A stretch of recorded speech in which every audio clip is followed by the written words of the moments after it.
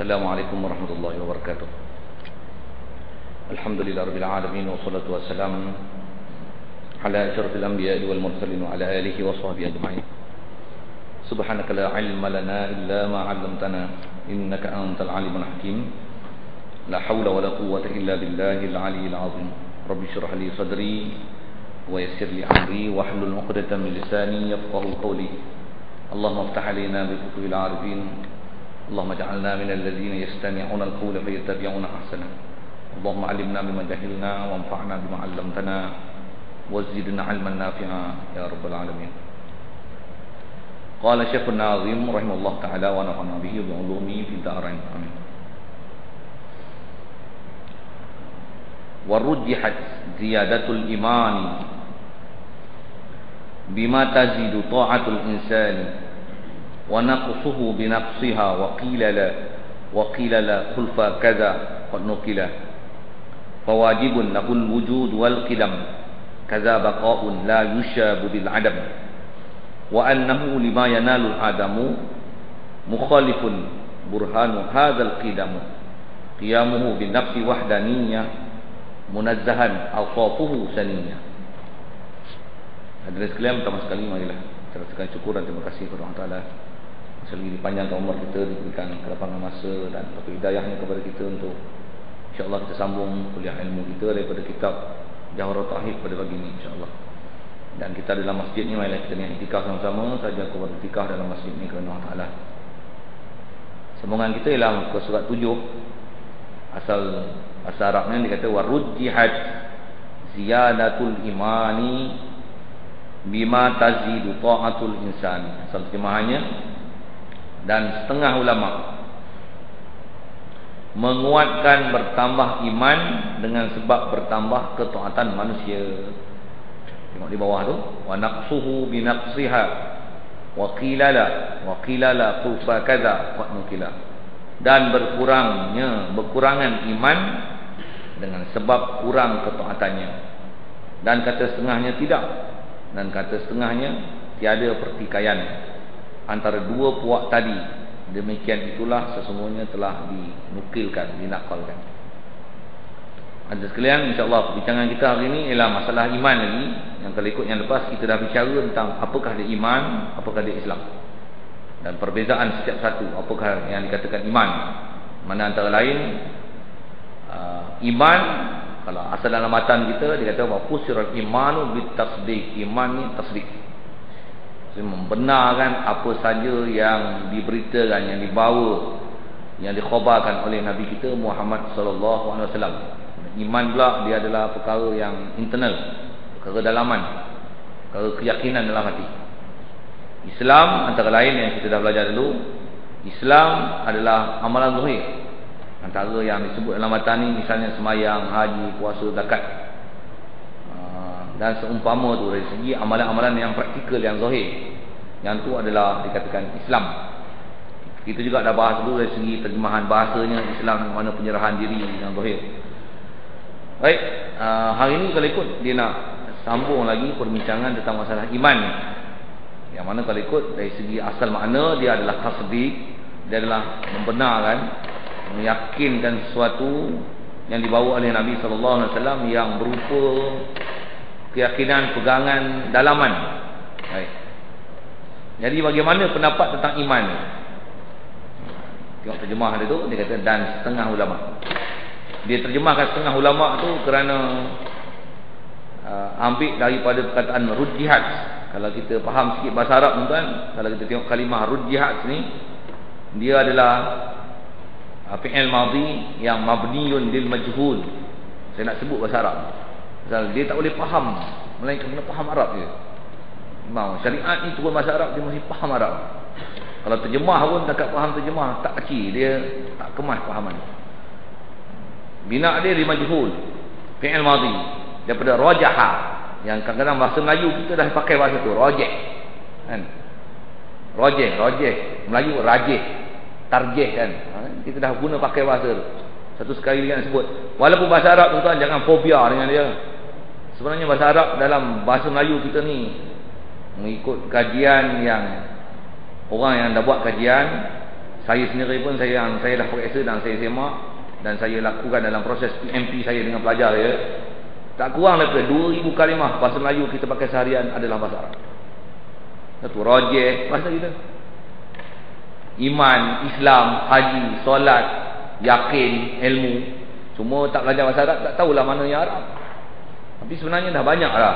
Baik, saya tak cerita banyak itu. Asal saya nak sebut ialah dia nak terjemahkan setengah ulama tu kerana perkataan asal Arab dia rujjihat, yang mana ditarjihkan. Ziyadatul iman. Dari segi i'rab dia kalau nahwu yang tu dipanggil naibul fa'il.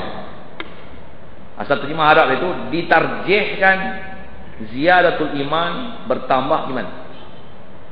Kaedah kalau kita belajar bahasa Arab tuan-tuan, dan kita belajar kaedah ilmu tauhid, ilmu fiqh, bila sesuatu kalimah disebut dengan lafaz fi'il madhi yang bina majhul, dia bermakna perkataan tu tak disebutkan fa'il.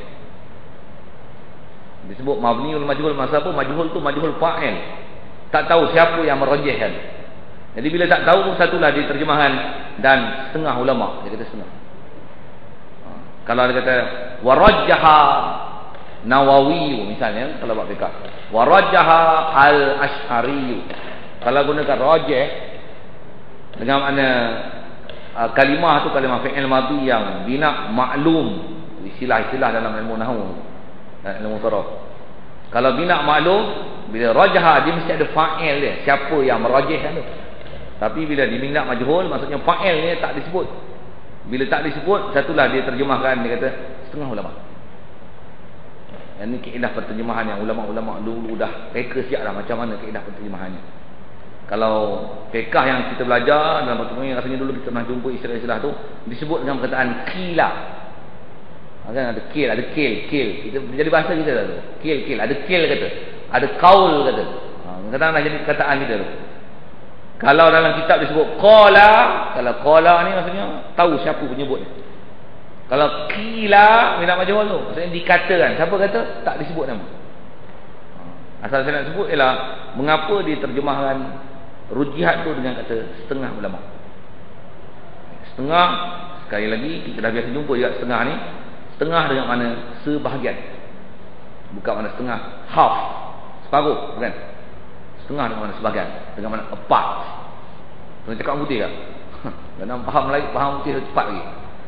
Baik, setengah dengan mana sebahagian ulama menguatkan, maksudnya dia merajihkan, kalau bahasa Melayu yang kita dah biasa pakai, merajihkan apa yang dia nak rajih, apa yang dia nak kuat, apa yang dia nak cerita ni masalah iman, dia kata bertambah iman. Jadi masalah kita nak bincang begini adalah masalah iman ni, dia boleh tak tambah, boleh kurang ke dia statistik, statik satu tempat je. Kalau dah iman tu okey lah, stabil sampai dunia akhirat, sampai kiamat. Adakah dia statik ataupun dia ni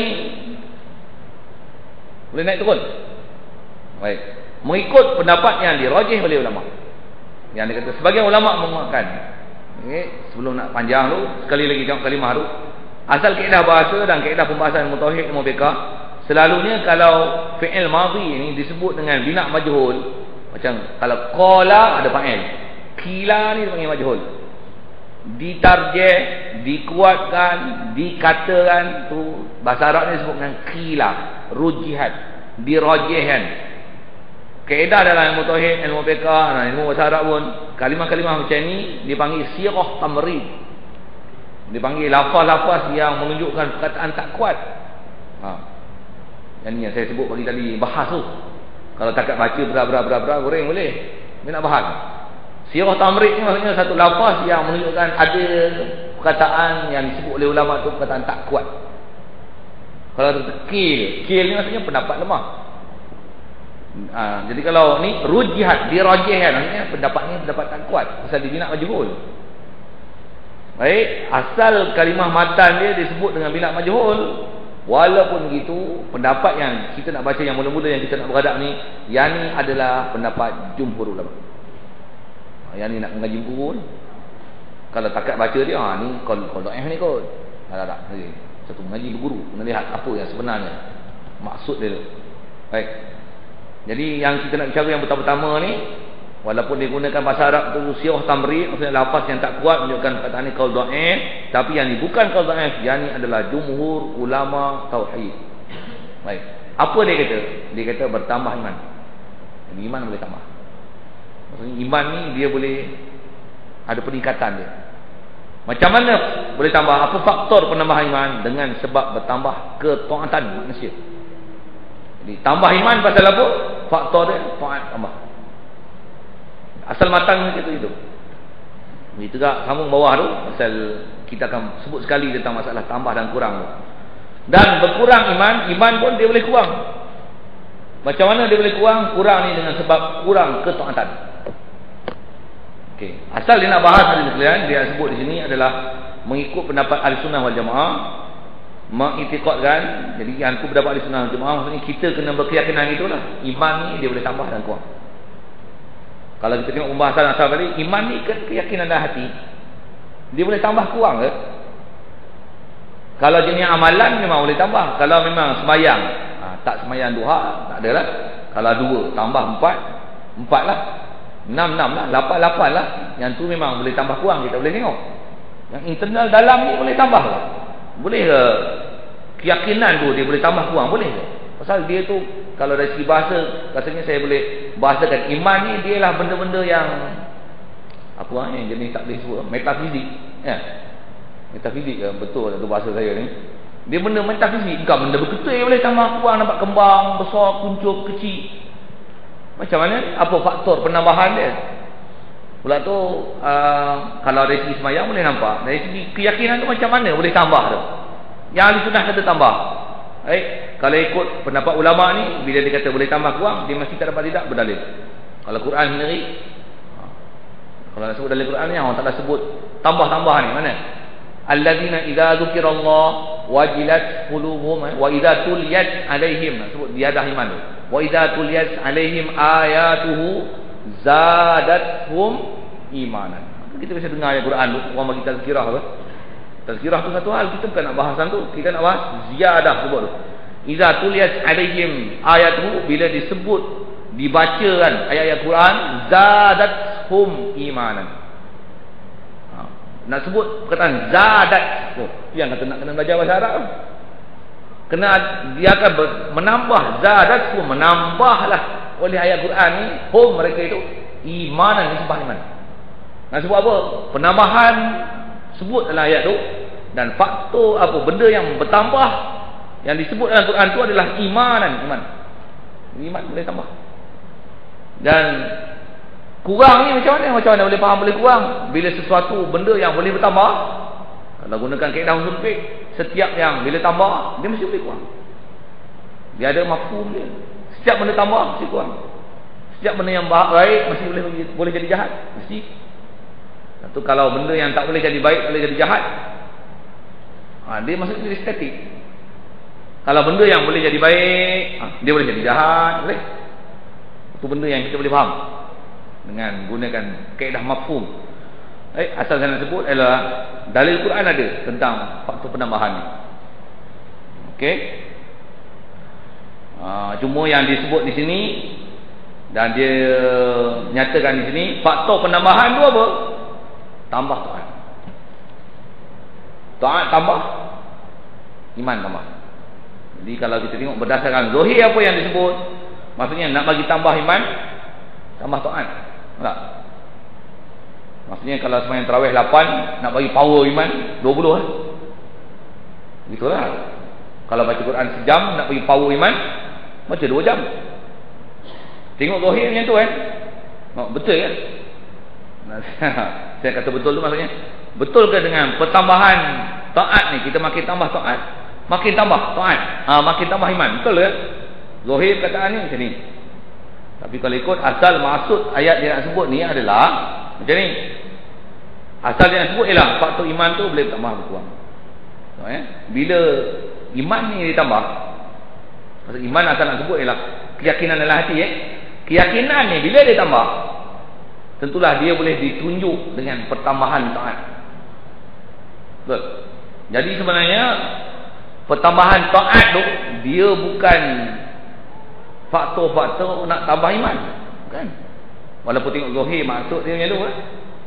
Bukan tambah taat, semayang banyak-banyak iman kau naik lah. Kalau tengok zahir kataan tu kan, pasal dia kata tambah iman dengan sebab bertambah ketaatan manusia. Boleh kalau faham zahir macam tu, tapi maksud dia macam mana? Kita tengok Arab sikit. Ziyadatul iman macam mana boleh tambah? Bima tazidul ta'atul insani. Ini saya kata nak faham ni kena tengok Arab.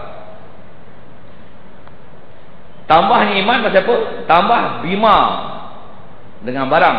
Kalau saya terjemah lama ni, tengok Arab dia sikit. Tambah ni dengan sebab apa? Dengan sebab, dengan barang, dengan perkara, dengan elemen-elemen yang tazidu ta'atul insani, yang bertambahlah oleh ketaatan manusia. Itu asal terjemah Arab itu. Kalau terjemah Melayu dia sekali pandang, tambah iman, tambah amal. Maksudnya amal ni tambah zikir banyak-banyak, iman okey, naik kan? Iman jatuh, amalan kurang, iman pun jatuh lah. Sekali jawab itu. Itu tengok Arab dia. Ziyadatul iman, pasal apa ziyadah? Bima tazidu ta'atul insan. Dengan perkara yang bertambah oleh taat manusia. Ta'atul insan tu fa'il lagi tazidu. Yang PN ni pun PN lazim, dia tak ada muta'addi dia. Bertambah taat manusia. Apa maksud dia? Dengan mana iman, taat manusia yang bertambah tu sebenarnya bukan tambah taat tu, tambah iman. Tapi iman ni bila dia bertambah, yang itulah menyebabkan tambahnya taat. Boleh faham? Majlihat ni nak kutip ni. Saya nak sebut apa? Pasal sekali baca macam tu lah. Tambah iman, kurang iman. Tambah iman macam mana? Tambah taat. Tambah taat okey Maksudnya semayang kita makin banyak. Kalau iman tambah sebelum tengok apa yang saya sebut, saya nyatakan maksud sebenarnya tadi, tu tengok kita diri kita tak? Betul ke kita makin tambah ibadat ni, makin iman kita tambah? Ke dengan sebab iman kita tambah baru kita tambah ibadat? Tengok realiti. Macam mana? Selalu semayang duha, tak semayang duha. Pasal apa tak semayang duha? Kita punya yakin tentang semayang duha tu tak kuat. Satu tak semayang duha. Macam mana boleh semayang duha? Pasal power dalam. Lepas tu boleh semayang duha. Betul? Try semayang duha 12 rakaat. Macam iman aku power ni pasal boleh semayang 12. Tidak juga, kadang-kadang semayang terpaksa. Iman tambah tu. Tak ada iman, kadang-kadang ibadah tu kita jadi meluat. Jadi beban kat kita. Itu saya nak tunjuk realiti. Kalau itu, adakah maksud itu? Bukan. Itu Zohir. Zohir itu terjemah Melayu. Nak faham tengok Arab. Itu macam mana nak faham Arab tu? Orang faham Arab dia boleh cerita Arab tu. Itu saya nak cerita itu. Lagipun kita pernah bahas dulu dalam masalah iman. Iman ni kan dia faktor dalamannya, keyakinan dalam hati. Bila sebenarnya keyakinan dalam hati ni dia bertambah, barulah amalan akan bertambah. Pasal kita belajar dulu iman dengan Islam ni. Kan Islam tu amalan zahir, iman ni keyakinan dalam hati kan? Keyakinan dalam hati tu iman. Buat amalan semayang betul, itu Islam. Jadi macam mana boleh jadi Islam? Iman dalam hati. Barulah ada semayang, puasa, zakat. Baru dia akan jadi power situ. Asal saya nak sebut adalah iman tu yang dalam hati ni, jadi kuatnya dia adalah baru akan boleh bertambah ketaatan. Ketaatan tu dia adalah, kalau tengok zahir, indikator, dia alat penunjuk arah taraf iman dia. Satu disebut tambah iman dengan sebab tambah taat berdasarkan atau pandang pada sudut penunjuk. Tambah iman ni menunjukkan ada ciri pertambahan iman. Yang tu maksud dia. Bukan maksudnya nak tambah iman kau tambah taat kau. Kau tambah taat kau tambah iman. Bukan maksud dia. Tapi sebenarnya apa yang dia sebut ialah bila orang ni biasanya dia ada pertambahan ibadat, taat dia tambah, itu adalah penunjuk menunjukkan tambah iman. Pasal apa ni boleh tambah hak iman power? Tengok kereta laju bawa 180 km sejam, apa kita faham? Enjin dia bagus. Yang ni 360, bukan 180, 360. Tengok macam ni, macam kat Formula 1 tu. Bukan itu. Tengok macam ni.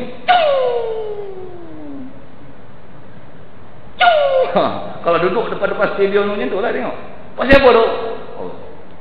Dalam dia tu. Macam mana kita boleh tahu dalam dia okey? Pasal enjin dia laju. Satu boleh faham bahawa dalam dia okey. Adakah nak bagi okey enjin itu, bagi laju lagi enjin okey? Silap-silap berasa je, betul? Saya nak buktikan sebenarnya bukan maksud tu. Jadi taat manusia dia penunjuk sebenarnya, menunjukkan pertambahan iman. Jadi asal nak sebut ialah pertambahan dan kurang iman. Dia boleh bertambah. Baik. Jadi kalau gitu amal ibadat ni bukan ciri-ciri untuk menambahkan iman lah. Memang bukan. Ibadat bukan ciri-ciri untuk menambah iman. Pasal apa? Pasal iman ni keyakinan. Macam mana boleh tambah yakin? Yakin macam mana boleh tambah? Ilmu. Tu kata kena ngaji. Ilmu kan. Yakin boleh tambah pasal apa? Dalil. Yakin boleh tambah pasal apa? Hujah. Satu bila sebut iman, ulama ada bagi tahap iman. Iman macam mana? Antara iman yang kalau bila sebut yakin lah, iman, bila sebut iman percaya, membenarkan, bahasa lain sebut yakin yang kita dalam hati. Yakin ni dia ada ilmu yakin. Maksudnya kita biasa dengar kata orang tu. Ada ainul yakin. Itu. Ada haqqul yakin. Saya nak sebut yakin tu macam apa? Yakin iman ni dia makna tu tak dari jauh lah. Jadi pasal apa boleh yakin? Ilmu yakin. Ilmu kita mantap.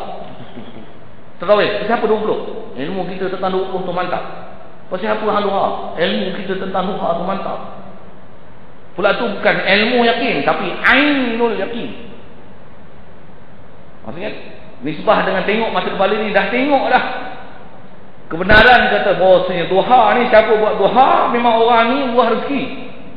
Ainul yakin. Kita boleh rasa sendiri kita buat. Kita duha tak tinggal selama hidup, tak pernah susah, tak pernah sedekah orang.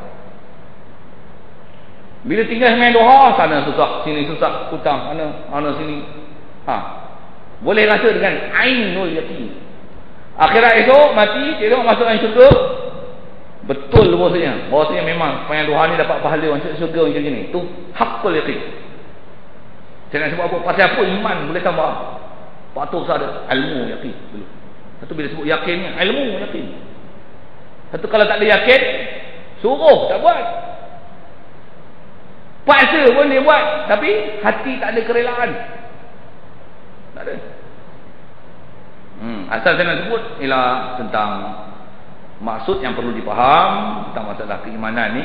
Yang iman dia bertambah, yang menunjuk pertambahan iman adalah ibadat. Tapi adakah ibadat itu sendiri menambahnya dia adalah menyebabkan menambahnya iman? Tak. Jadi maksudnya kalau kita nak tambah iman, apa yang nak ditambah? Apa yang nak ditambah? Ilmu. Ilmu apa nak tambah? Ilmu tentang iman. Iman ni bila sebut iman, apa faktor iman? Dia sebut internal dia. Ketuhanan, kerasulan, benda yang sam'iyat, benda ghaib. Macam mana mantap dalam bab ketuhanan? Yakin, bab wajib, mustahil, harus pada Allah Ta'ala, berdalil, hujah. Satu-satu. Kenapa Allah Ta'ala ada? Apa bukti? Dia akan sambung bahas nanti ke depan. Kita memang bahas kita bab ni. Apa bukti? Apa dalil? Apa dalil akalnya? Memang yakin Tuhan mesti ada. Tuhan kuasa, lemah takkan dia boleh buat lagi bumi. Yakin. Itu ilmu yakin. Ilmu sampai boleh buat ibadat, mesti nak bagi dapat sampai ainul yakin. Kalau boleh sampai haqqul yakin. Bila ada yakin ni tuan-tuan, baru naik ni. Jadi penambahan tu sebenarnya bukan tambahan ni naik, bukan. Tapi tambah iman. Penunjuk tambah arah, penunjuk arah tambah tu adalah azhar. Cuma kita iman tak tahu. Satulah disebut dengan bahasa kasarnya, sekali zahirnya, tambah iman, tambah ibadat. Pasal apa? Pasal yang tu yang kita boleh tengok. Bila tengok dulu tak pakai serban, dan ni pakai serban. Iman power tu. Pasal apa? Kita hukum zahir. Satu yang antara lain kenapa disebut kataan tu dalam atas. Pasal kita menghukum manusia yang dalam batin tu mana siapa tahu. Jadi kita boleh tengok nak hukumkan iman dia tambah tak tambah macam mana. Tengok amalan zahir dia lah. Macam masalah yang lepas, iman, kepercayaan kepada Allah Ta'ala, keyakinan kata iman Allah Ta'ala betul, Nabi Muhammad tu betul, Islam ni betul, itu dalam. Macam mana boleh tahu? Siapa penterjemah dia? Siapa yang mentranslate kan tu? Mulut. Kita bahas tu masalah bertutur kalimah syahadat. Mulut tu yang bertutur. Padahal mulut ni zahir. Macam mana boleh faham? Dia bila dalam ni ada mulut keluar, mesti boleh jadi begitu. Mulut tu menunjukkan iman ya? Tak. Yang tu hukum zahir yang kita boleh hukum. Sebenarnya iman tu dalam hati, tapi mulut tu zahir. Nak menterjemahkan apa di dalam. Jadi begitu juga. Tambah iman tu dalam hati, tapi taat ni tu penunjuk untuk apa yang mungkin bertambah. Yang jangan ataupun jangan silap faham ialah nak tambah iman, tambah ibadat. Makin banyak ibadat, makin banyak iman. Tu bukan. Memang bukan. Jadi penambahan iman kat mana? Mesti ciri-ciri iman lah. Suntikan itu mesti betul kan. Duit tak ada, jangan pergi tambah nasi dalam periuk. Tak tambah, bank in lah, barulah dalam akaun tambah duit. Pergi bank in, baru duit dalam akaun tambah, baru nak juluk keluar duit. Kalau duit dalam bank tak ada, beli beras seguni buah kat dapur, tak jadi. Saya nak sebut tempat bagi tambah tu gitu. Walaupun bila tengok beras banyak sampai 40 guni dah rumah, hai, ingat duit ni. Walaupun yang tu penanda yang ada, tapi betul yang banyak duit. Orang letak je nak buat duit hadiah. Asal saya nak sebut ialah petanda-petanda yang ada di depan dan realitinya mana. Okey. Yang tu bahas pertama kita. Jadi mengikut pendapat Ahli Sunnah wal Jamaah, iman boleh tambah boleh kurang. Cuma sekali lagi bila sebut nak pertambahan iman, tak dapat tidak. Dia mesti nak tambah keyakinan ni, ilmu kan. Khususnya ilmu dalam bab ketuhanan. Dulu kan kita ada bahas yang sampai saya elankan CD apa tu, Harun Yahya apa tu, pasal banyak kajian di dalam bab ketuhanan kan. Disuruh, kan kita ada belajar tentang disuruh tengok langit, tengok diri kita, tengok bumi, untuk kita berfikir bukan saja setakat apa yang kita lihat yang fizikal dia, tapi lihat teknologi apa orang tak ada buat. Teknologi burung, teknologi semut, teknologi anak-anak, warna yang dia buat, langit bumi. Fikir tentang bijaksananya Allah Subhanahu Wa Taala. Bila kita dapat faham itu, kita akan dapat mendalilkan daripada makhluk ni Allah. Memang tak ada tolok bandingnya. Itu faktor penambahan iman sebenarnya. So, iman ni dia antara lain ilmu. Okey, itu bahas asal kita. Baik. Jadi kalau iman tambah, penunjuk dia tambah ibadat. Yang tu yang asal nak faham. Kalau zahir yang sebut dalam kitab, tambah taat untuk pelihara iman. Baik. Itu satu hal. Baik. Kalau kedua saya nak sebut ni ialah walaupun sebenarnya tambahnya taat ni dia belum menjamin iman yang ada. Tambah taat, iman tambah belum tentu. Tapi taat kena jaga. Taat tu penunjuk dia.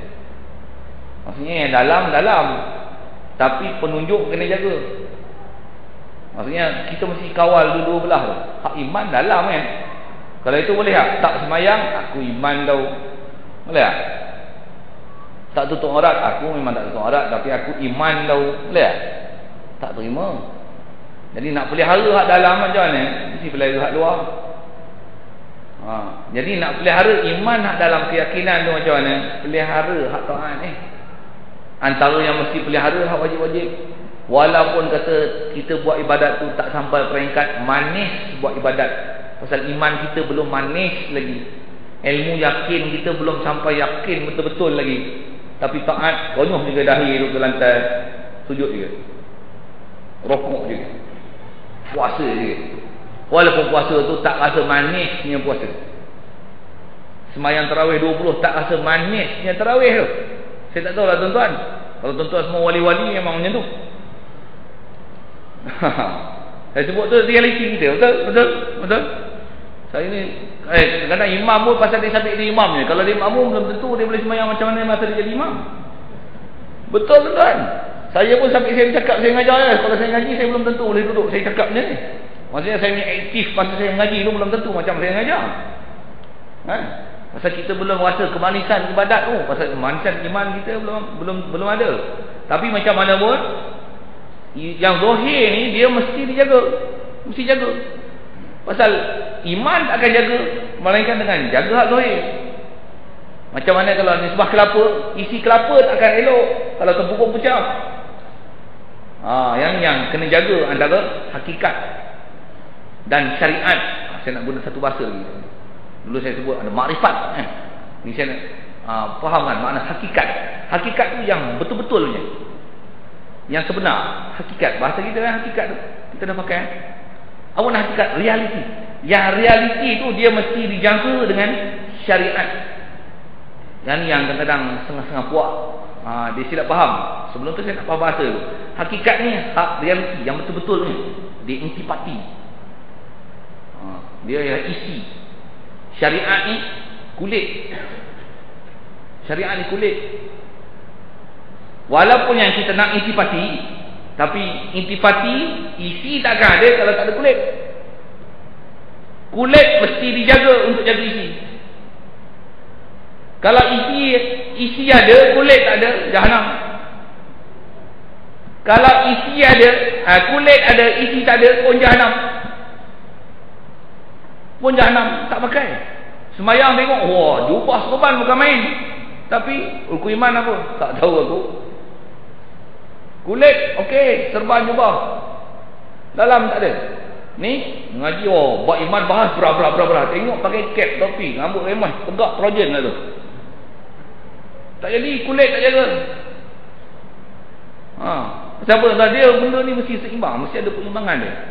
Satu asal saya nak sebut ialah yang saya kata perkara kedua saya nak sebut ni, walaupun sebenarnya pertambahan ibadat tu dia bukan menunjukkan iman yang bertambah, tapi sebenarnya iman yang bertambah tu pasti akan menjurus pada pertambahan ibadat.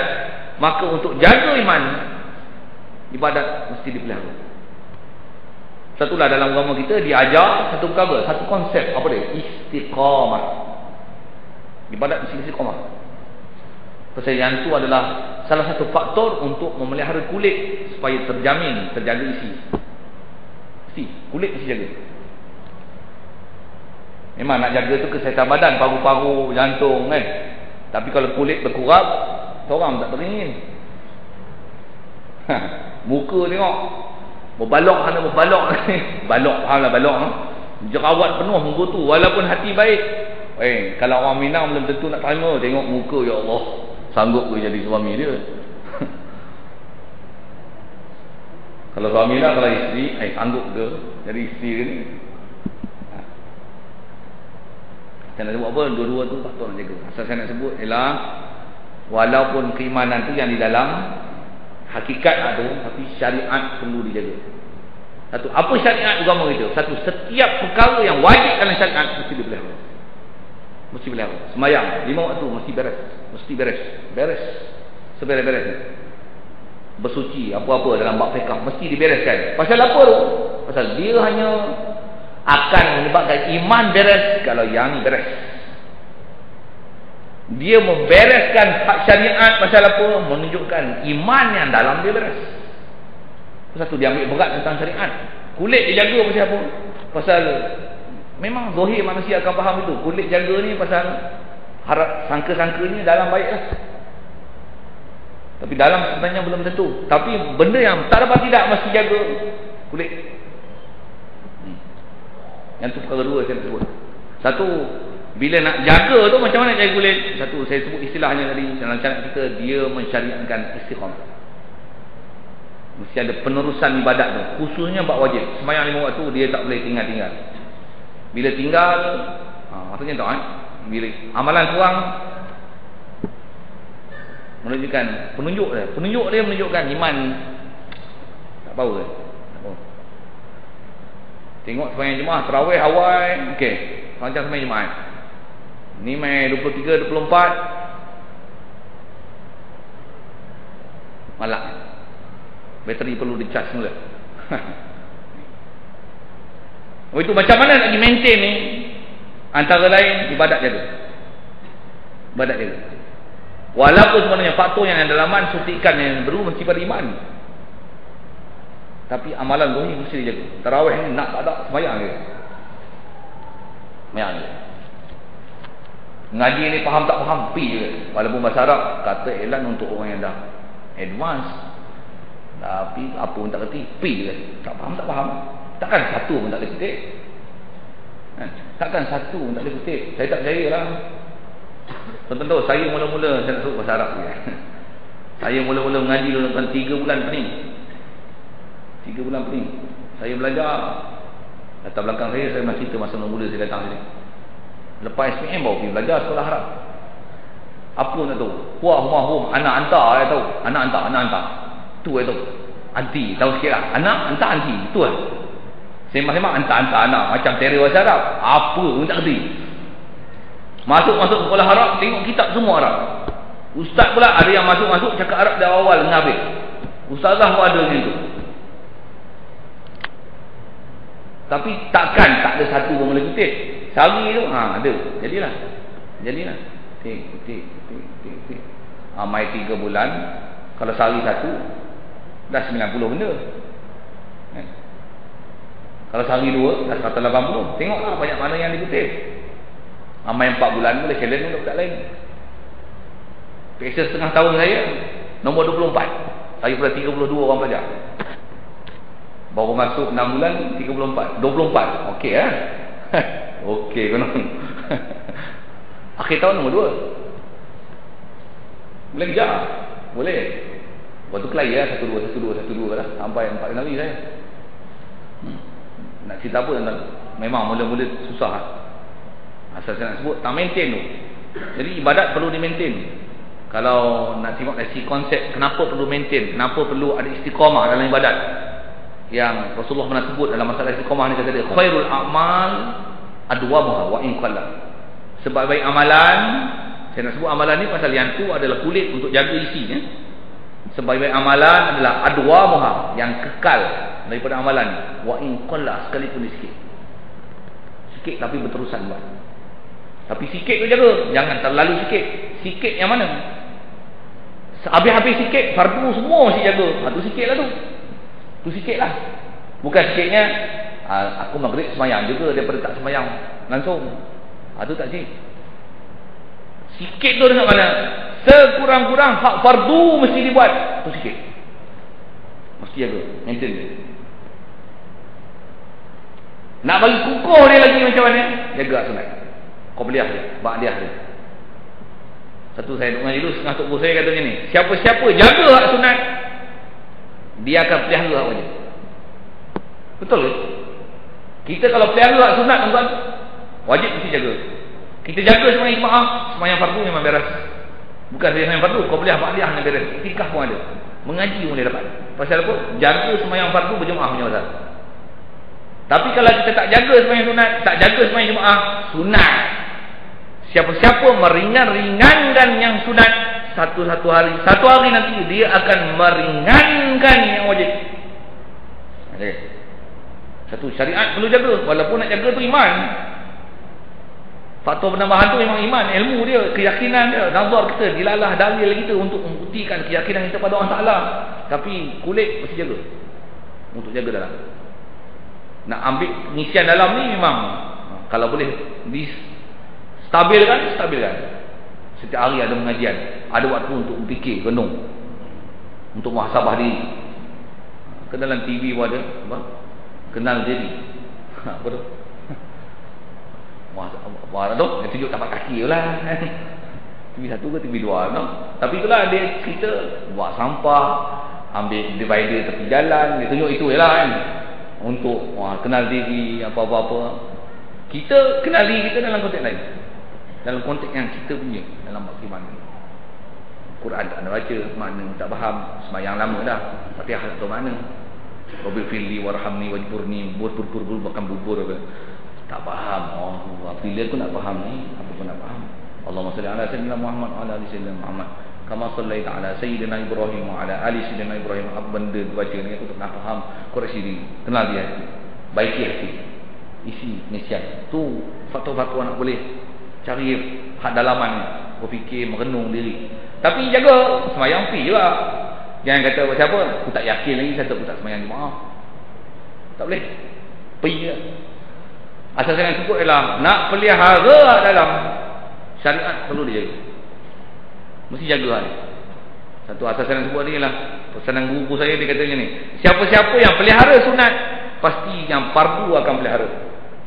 Siapa-siapa yang meringan-ringankan yang sunat, satu hari nanti dia akan meringankan hak wajib.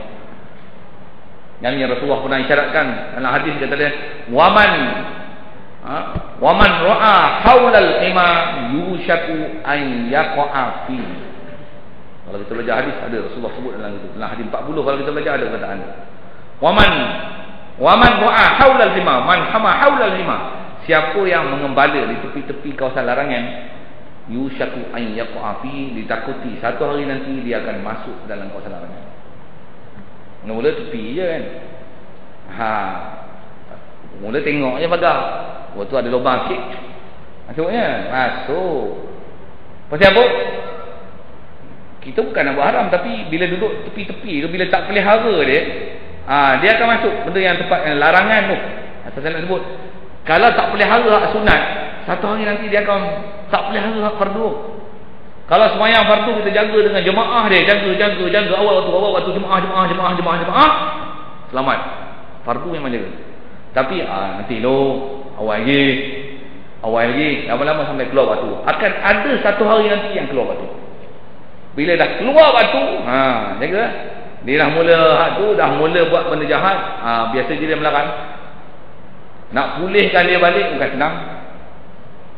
Asal saya nak sebut adalah, walaupun nak jaga betul-betul iman tu dalam hati, hak amalan zahir ni adalah sekadar penunjuk apa yang ada di dalam, tapi tak dapat tidak nak jaga hakikat yang dalamnya, yang realiti tu. Syariat kulit mesti dijaga. Kulit mesti. Satu, syariat mesti dijaga. Tukar kedua nak sebut. Yang ketiga tuan, kalau tengok realiti, kita tengok tentang masalah jaga ni, kebanyakan manusia dia hanya jaga kulit, tak ada isi. Dulu pun kita pernah bahas ni, kan saya sebut Islam kita adalah Islam warisan. Maksudnya kita Islam pasal mak obat kita Islam. Satu, kita Islam sampailah ni. Cuma apa pengisian Islam yang ada? Yang tu yang kot tak ada. Pasal dah waris, dah Islam, okey lah. Tapi apa pengisian Islam kita? Iman kita. Islam amalan zahir tu hal, iman kita. Untuk yakin kepada Allah Taala, Rasul, kiamat, malaikat, qada, segala perkara yang berkaitan dalam bab ghaib yang wajib dipelajari, yang kita imani, nak yakin, ilmu yakin tu. Sejauh mana kita kejar dia. Yang tu yang saya sebut yang ketiga ni. Kalau kereta dah tu, ramai rata-rata kita, dia hanya jaga kulit. Buka dalam kosong. Pasal apa? Boleh tengok. Macam kalau saya sebut bulan subuh tadi ya.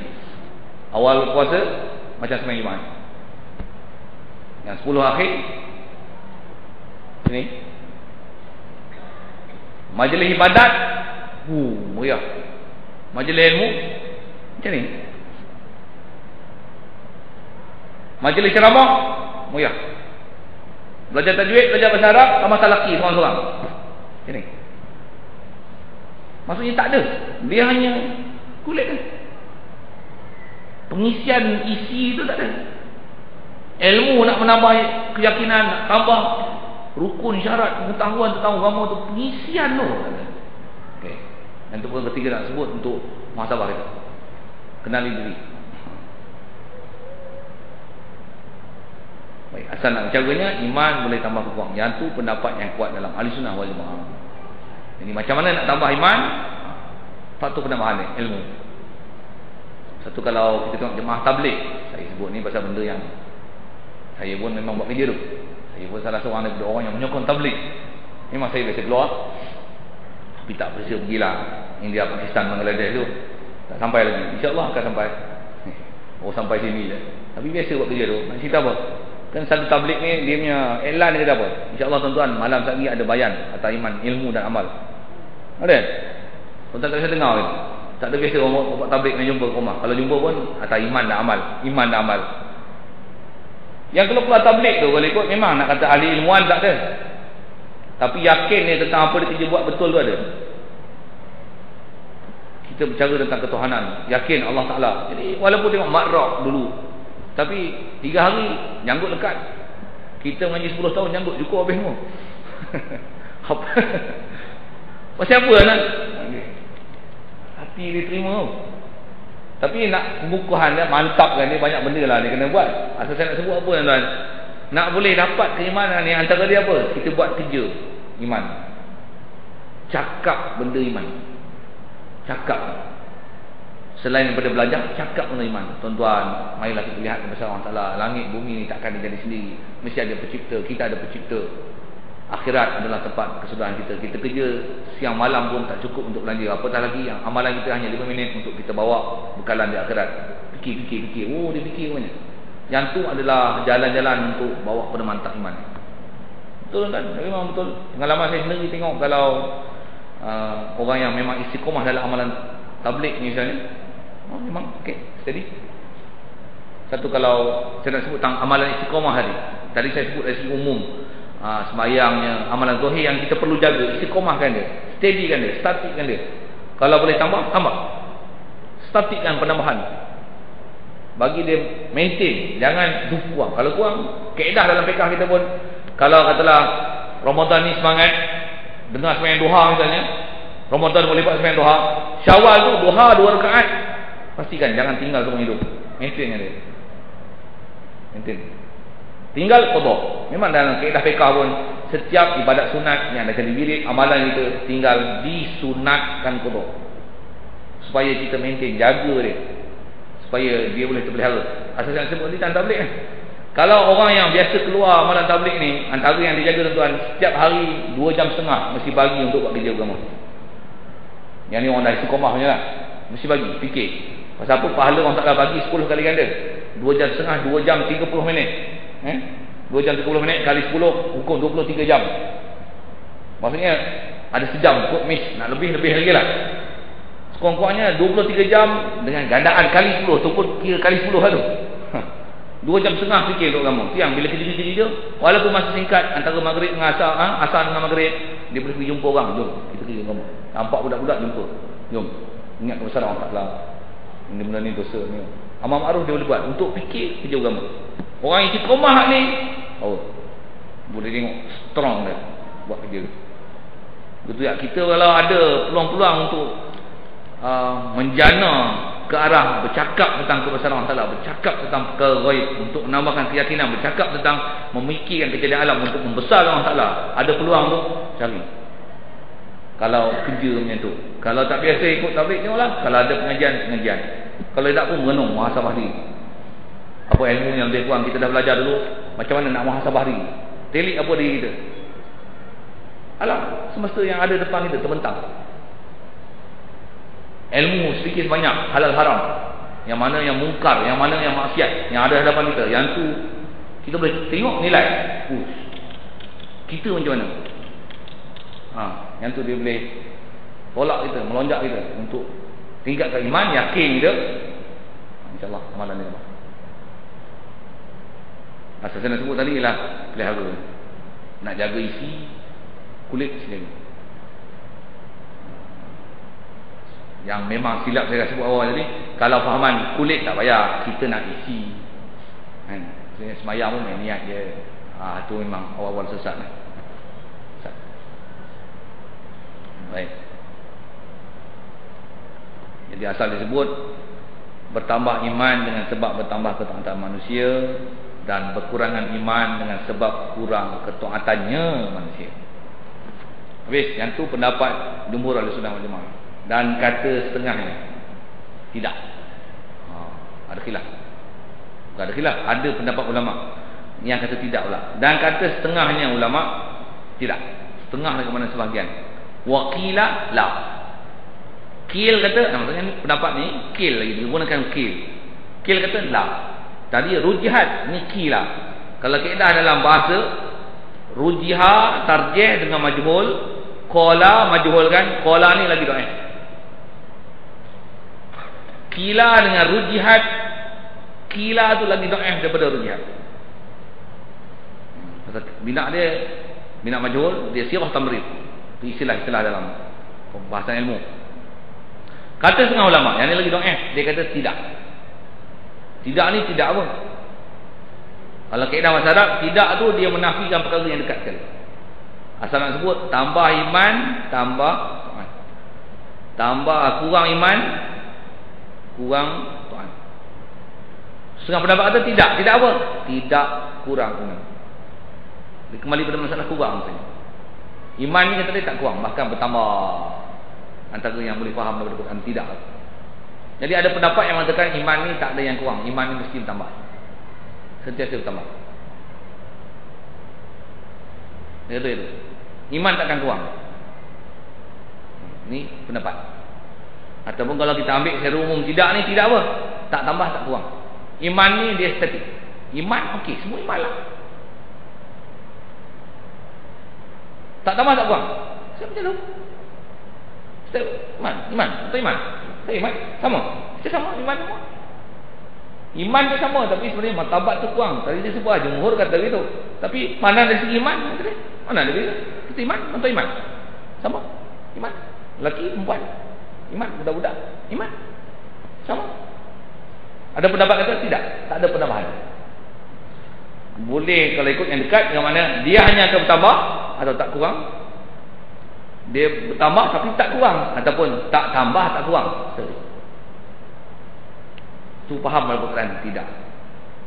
Ada ulama kata gitu. Hujah dia masing-masing ada. Satu dalam bab-bab kelahi ni, hujah ulama memang ada. Cuma nak tengok mana yang kuat. Yang tu kadang-kadang kalau kita sendiri cari tak sampai. Ulama dah kata yang ni kuat, yang ni lemah, pakai ialah. Orang yang boleh bahas mana kuat mana lemah ni siapa? Orang yang ahli dalam bahas, orang boleh bahas. Kalau saya sendiri, tuan-tuan, kalau saya tengok semualah Quran, hadis, baca, insya-Allah Allah boleh faham. Prosesnya pandai. Saya tak pandai. Setakat apa yang dah ada, yang dah pakai, semua setakat ulama dah buat kesimpulan, pakai selesai. Baik. Asal nak sebut, ada pendapat ulama kata tak kurang, jadi iman sentiasa tambah, ataupun yang kata dia tak tambah tak kurang. Tu kill. Kata setengahnya pula. Ada satu lagi pendapat pula. Kata setengahnya setengah ulama. Setengah makna sebahagian. Ni qila la khulfa. Ni kill lagi. Maksudnya ni pun pendapat orang yang juga. Dia kata apa? Tiada pertikaian. Tiada khilaf kata dia, antara dua puak tadi. Ada golongan yang ketiga ni, dia kata sebenarnya pendapat pertama yang kata iman ni boleh tambah dan berkurang. Yang pendapat yang kedua yang kata tidak, sama ada tak tambah tak kurang, yang statik, ataupun tidak tu tidak kurang, dia akan bertambah sentiasa. Sebenarnya dua-dua pendapat ni, pendapat ulama ketiga kata tak ada khilaf. Pasal apa tak ada khilaf? Baik, kita tengok macam mana pendapat yang kata tak ada khilaf. Dan kalau ikut tuan-tuan dari segi yang ni, yang kalau sebelum tu dari segi kaedah pembahasan, pendapat yang kata tambah kurang tu asal. Yang kedua tadi yang kata tidak tu. Yang ketiga ni sebenarnya dia mentarjih. Dia bagi huraian. Sebenarnya dua-dua ni bukan kelahi. Kelahi tu mungkin kelahi dari segi lafaz. Masalah tambah kurang ataupun tak, ataupun tidak. Tapi realitinya sebenarnya bukan kelahi. Macam mana boleh jadi bukan kelahi? Kerana kalau golongan ketiga ni dia kata tak ada khilaf, tak ada pertikaian. Pasal apa? Pasal dia tanggung mengikut situasi yang sepatutnya ditanggung. Orang yang kata boleh iman bertambah berkurang ni dalam situasi mana? Yang kata tak tambah tak kurang ni dalam situasi mana? Yang kata dia hanya akan kurang, yang kata dia hanya akan tambah tapi tak kurang, ni situasi mana? Bila ulama yang meletakkan sama ada pendapat pertama ataupun yang kedua yang kata tidak dalam situasi tertentu, maksudnya dia telah mencantumkan dua-dua pendapat. Kita tengok macam mana kalau pendapat ulama yang ketiga ni. Cuma kitab kita matan dia tak sebut. Dengarlah saya nak sebut apa, pasal kita tak ada kan. Tuan-tuan nak tengok cari syarah dia. Syarah dia memang ada. So kita baca ni matan memang ringkas. Dengar nak sebut. Macam mana ulama tanggung yang pertama? Ulama tanggung yang kata iman boleh tambah dan kurang ni, yang ni secara umumnya iman manusia umumnya memang bertambah dan berkurang, macam mana kita sebut tadi. Tapi ada iman yang sentiasa bertambah, yang tak pernah kurang. Iman Nabi-Nabi, iman Rasul, tak pernah kurang kan. Setiap detik, saat, jarum bergerak, setiap itu berlaku penambahan iman, ilmu, keyakinan Nabi-Nabi dan Rasul pada Allah SWT dan perkara-perkara baik. setiap hari, setiap masa, setiap minggu, setiap bulan, setiap tahun akan ada wahyu-wahyu yang akan turun. Mesti. Setiap kali turun wahyu tambah iman. Tambah. Jadi yang kata tak tambah tak kurang tu, yang tu atas umum manusia. Yang kata sentiasa bertambah, tidak dari yang mana tidak kurang, tu Nabi-Nabi dan Rasul. Kata tak tambah tak kurang, tu iman malaikat. Malaikat estetik. Tak ada iman yang kafir. Tak ada iman yang kafir lah, silap. Sebut belajar sebut. Tiada malaikat yang kafir. Malaikat ni semua la ya'sun Allah. Tak pernah derhaka kepada Allah Taala sama sekali. Sentiasa taat. Iman dia estetik. Tak ada malaikat derhaka kepada Allah Taala. Dan tak ada malaikat naik martabat jadi nabi. Tak ada malaikat. Yang tu tak tambah tak kurang. Jadi dia kata pendapat kata tak tambah tak kurang tu malaikat. Jadi kalau dia memberi huraian itu menunjukkan sebenarnya pendapat pertama yang kata tambah kurang, pendapat kedua yang kata tidak, sama ada tak tambah tak kurang, ataupun tidak tu tidak kurang tapi bertambah, sebenarnya tak ada khilaf. Sebenarnya masing-masing tu dia cakap tu dalam skop dia. Satu nampak sekali macam khilaf. Jadi khilaf ni bukan perselisihan sebenarnya, tapi khilaf ni kalau istilah Arab ni dipanggil khilaf lafzi. Khilaf lafaz saja. Nampak macam tak sependapat, tapi sebenarnya sependapat. Cuma boleh berbeza apa? Berbeza mengikut skop yang berbeza. Itu dia. Ni pendapat ketiga kita. Okey. Tuan-tuan setuju hak mana? Kalau nak tanya persetujuan, mana? Kalau ikut betul ya. Betul tu maksudnya pendapat ketiga ni kalau atas jalan tarjih, memang realiti kita punya pegangan kita dalam bab keimanan itu. Jadi iman ni kalau kita buat kesimpulan dari segi masalah tambah kurang, ada makhluk yang Allah Taala jadikan ni iman dia tak tambah tak kurang. Siapa? Macam tu je iman. Siapa? Malaikat. Jadi ada orang tak tambah tak kurang, ada. Nak kata tak ada langsung, tidak, ada. Malaikat. Ada yang tambah je tak kurang. Ada. Nabi-nabi dan Rasul. Ada yang tambah kurang. Ada. Muka sekupang kita ni lah. Muka kita ni lah.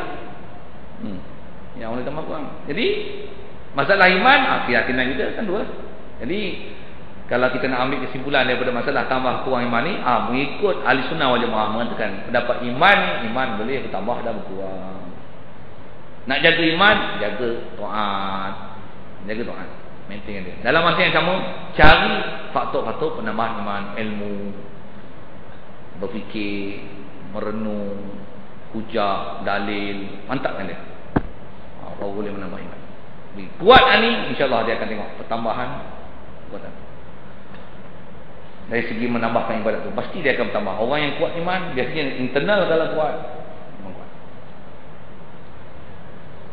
Saya nak tunjuk satu lagi tuan-tuan yang kata orang kalau dalaman dia kuat, mesti kita boleh tengok zahir dia kuat. Ni zaman ICT kan. Kalau ada laptop satu, tengok buruk je, usang. Elok tak elok?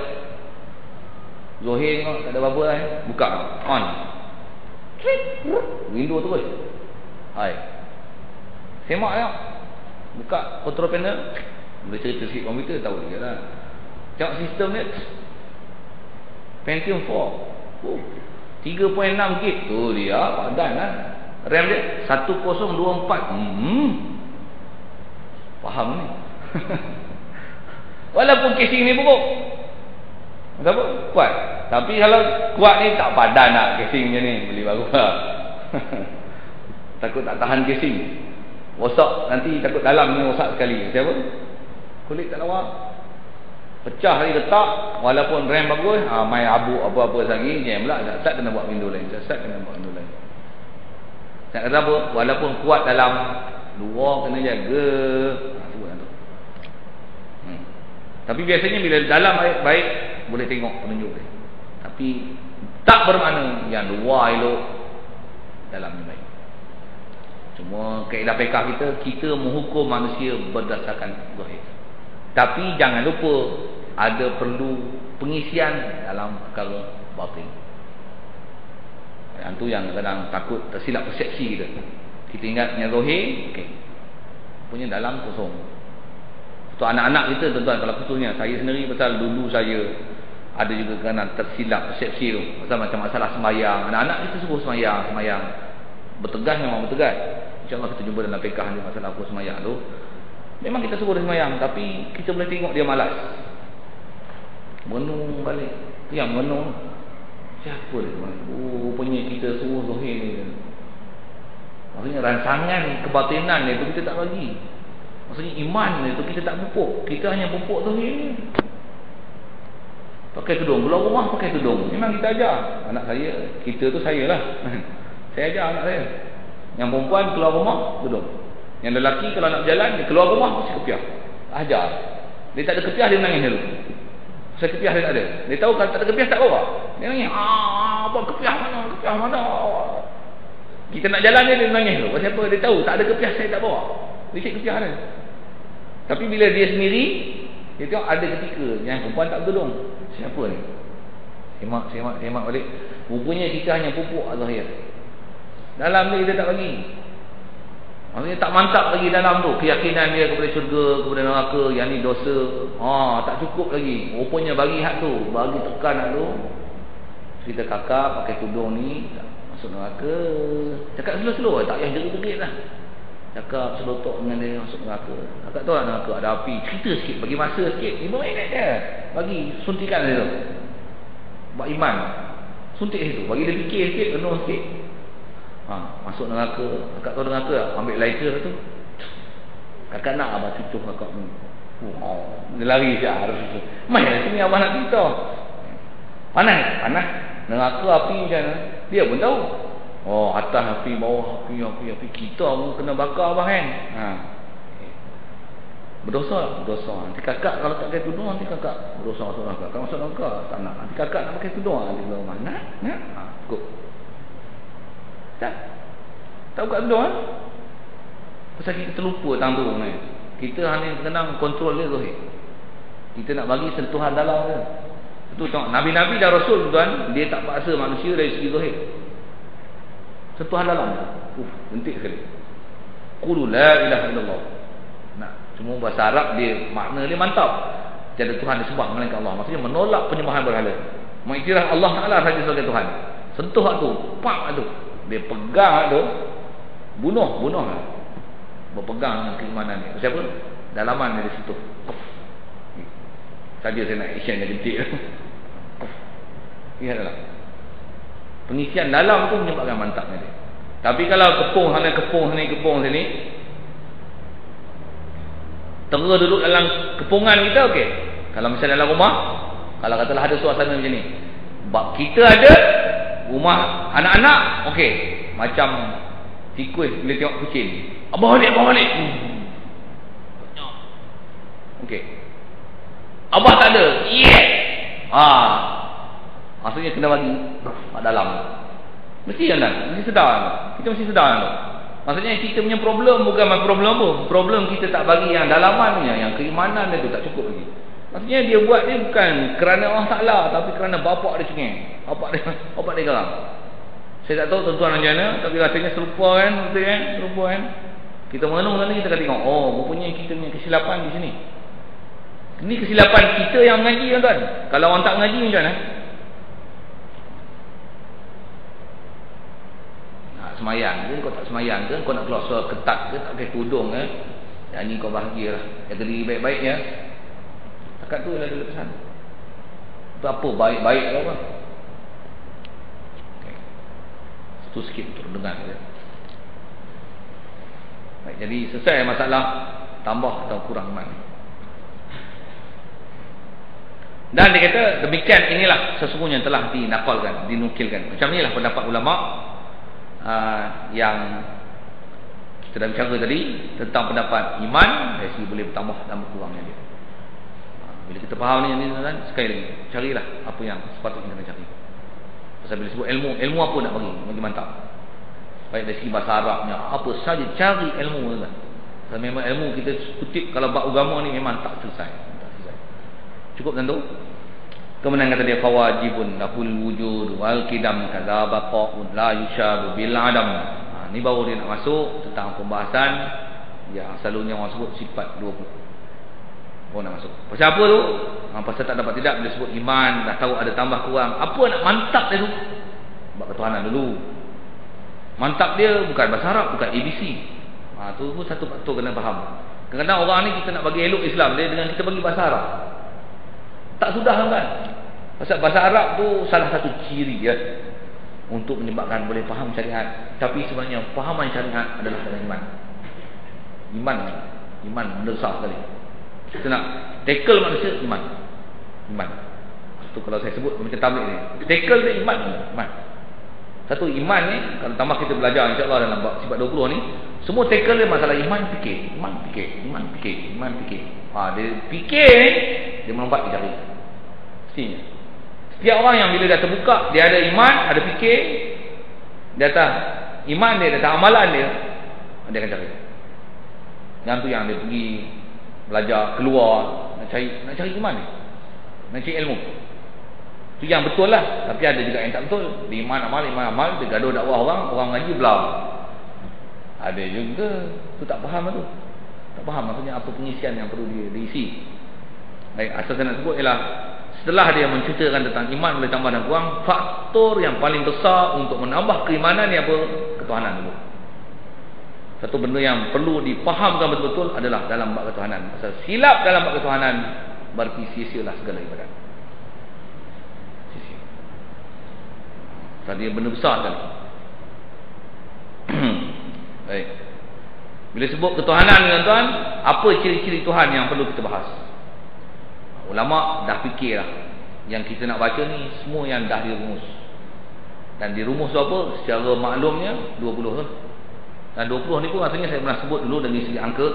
Kenapa 20? Dan 20 ni, angka 20 tu, kira 20 ni adalah mengikut pendapat Abu Mansur Al-Maturidi. Saya pernah sebut katanya nama tu dan angka. Mengikut pendapat Asy'ari, dia kata sifat yang dalam bab ketuhanan yang tak dapat tidak kena tahu adalah hanya 13. Pasal apa? Pasal sifat yang di akhir tu, qadiran, muridan, aliman, hayyan, sami'an, basiran, mutakaliman, yang dari segi pengistilahannya diistilahkan sebagai sifat maknawiyah. Mengikut pendapat Abu Hasan Asy'ari, dia kata sifat maknawiyah ini tak perlu dihitung. Bahkan dia termasuk dalam sifat ma'ani, kudrat, iradat, ilmu, hayat, sama, basar, kalam. Sebut ma'ani, maka terangkum di dalam dia sifat maknawiyah. Jadi bila terangkum, tak payah bahas. Macam kalau kita buat perbandingan bahasa, Allah Ta'ala bila dia ilmu, maka dia Tuhan yang alim. Siapa kata alim? Saya ilmu. Dah ada ilmu, dia alim lah. Tak tiga tu. Nak sebut ilmu, Allah Ta'ala ilmu, betul? Dia alim. Memanglah alim dah ada ilmu. Mengikut pendapat Asy'ari, kata dia tak perlu disebut alim pasal dah ada ilmu. Jadi dari si angka, dia kata tak perlu disebutkan, spesifikkan 7 lagi maknawiyah. Cukup dengan sebut ma'ani, nafsiyah, salbiyah, ma'ani. Rasanya saya sebut istilah tu pasal kita biasa dengar. Tak dengar pun nanti kita jumpa insya-Allah. Salbiyah, nafsiyah 1, salbiyah 5, ma'ani yang 7, 13 semua tu. Yang tu mengikut Abu Hasan Asy'ari, kata dia angka yang kena belajar secara spesifik, khususan satu-satu. Kenapa sifat tu mesti dikatakan pada Tuhan? 13. Kita sebut 20 tu mendapat mengikut pendapat Abu Mansur Al-Maturidi. Pasal apa boleh jadi 20? Kerana dia menghuraikan lagi setelah sebut kudrat, iradat, ilmu, hayat, sama, basar, kalam.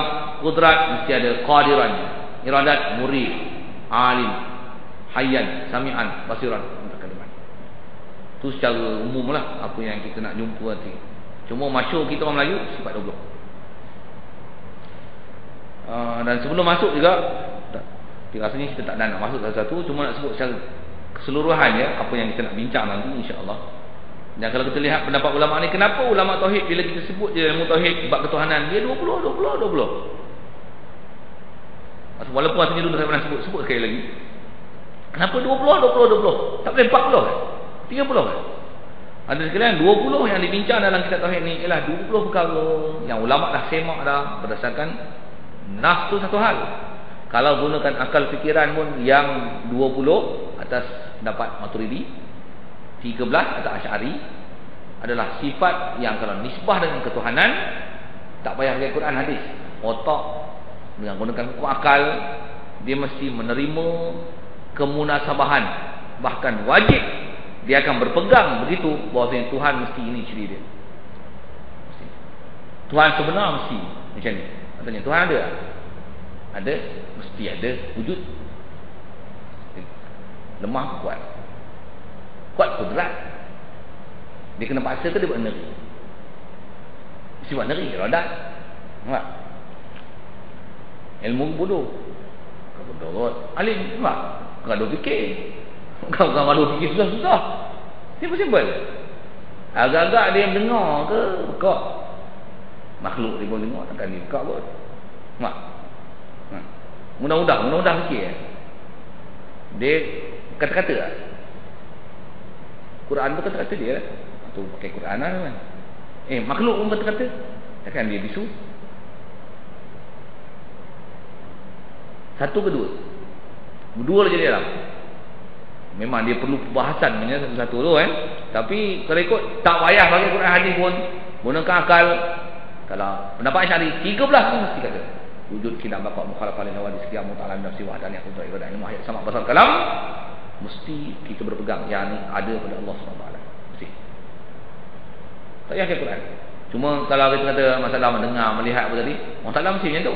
Kalau macam ni, orang Ta'ala ada anak. Makhluk ada anak, takkan dia tak ada anak kot. Kenapa? Yang tu yang perlu bahas tu.